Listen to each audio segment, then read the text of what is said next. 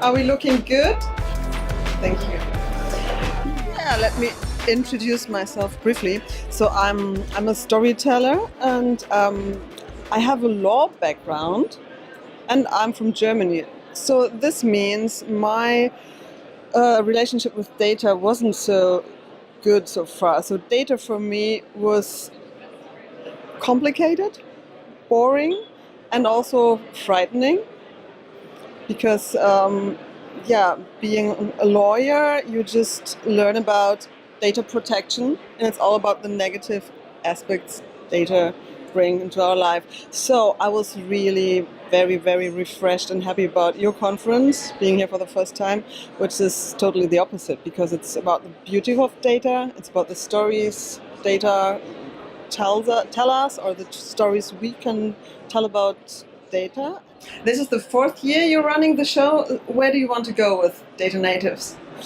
That's a very, very good question. I didn't think that we would be that far, but now I can see a vision. I really feel like we are somehow at the forefront of something happening, you know, because every year I can see the vibration more and more in this room.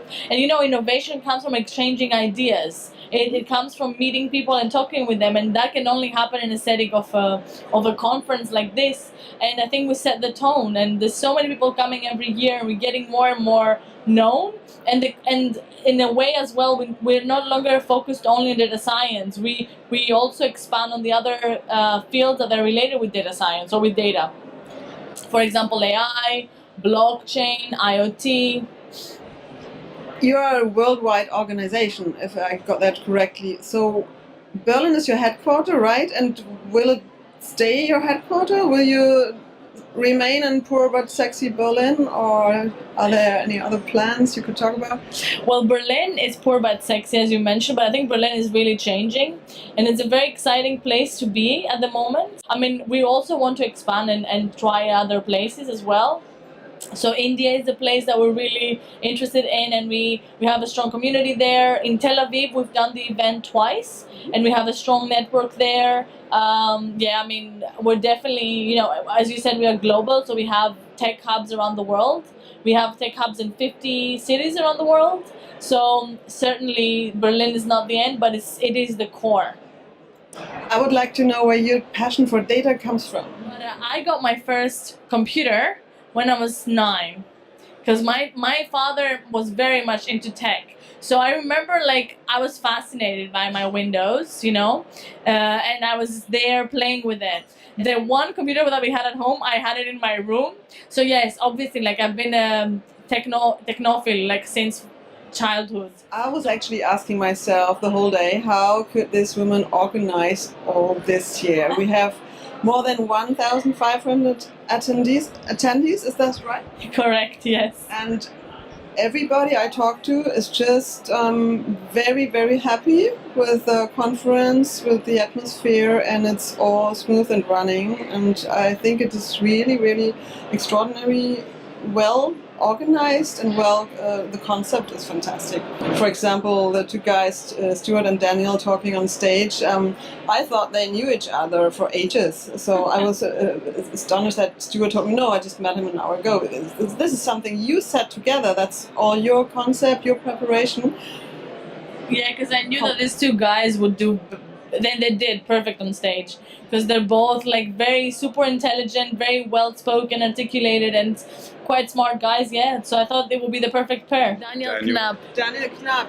Knapp. Yes. So, yeah, so Stewart talked about the weaponization. I have to look that weaponization of algorithms, and that was really scary. The state of, you know, algorithms in our society. I mean, we talk about weaponizing algorithms. There's some obvious connotations there in terms of actual weapons, but I feel there are many, many more subtle ways that we can talk about weaponizing algorithms. Indeed, we really have to understand how do algorithms influence our everyday lives, our economy, and our society. And often when people think about computers or interactive technologies, that they mediate between people, that they send information back and forth and connect people. But there's something much broader, because algorithms are performative. They don't just neutrally mediate, at the same time they shape realities. No? They think of your Spotify playlist that sends you songs you like and that reinforces what you like and so forth. So there's a lot of self-fulfilling prophecy in what algorithms do that don't just mediate, they shape the world around us. And there are many instances where it's apparent to us as consumers in social media and so forth. But I think that was your intention, right? Because Yeah, I mean, I'm fairly passionate about all technologies, and one of the ways I exhibit that is by pouring massive amounts of ice cold water on them, because I don't want people to just go into technology for technology's sake. I want people to create solutions to problems that actually exist. I want people to find ways to make technology sustainable and make it last long. And so I like to talk about the issues and problems that exist within technology, and data is the starting point of all of that. You know, AI doesn't work unless you have clean data and unbiased data.